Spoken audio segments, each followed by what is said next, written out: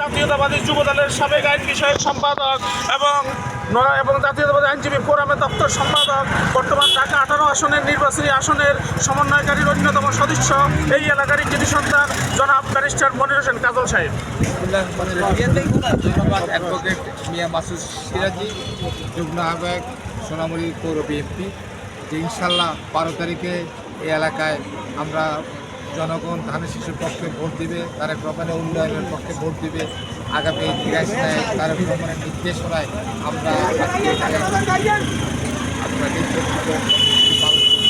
ইনশাল্লাহ ধানের শীষে পক্ষে জয়লাভ করবে, বিপুল ভোটে জয়লাভ করবে।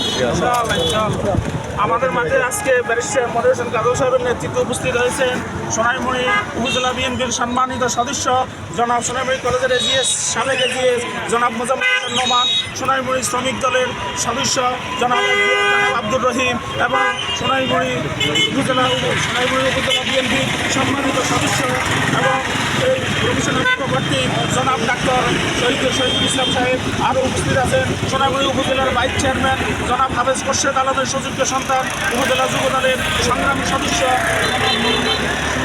আমাদের মাঝে উপস্থিত আছেন এবং আহ্বায়ক জনাব মোহাম্মদ রকি। আজকে আমরা সবাই ধানের শীষের পক্ষে ইনশাল্লাহ ঐক্যবদ্ধ। ইনশাআল্লাহ।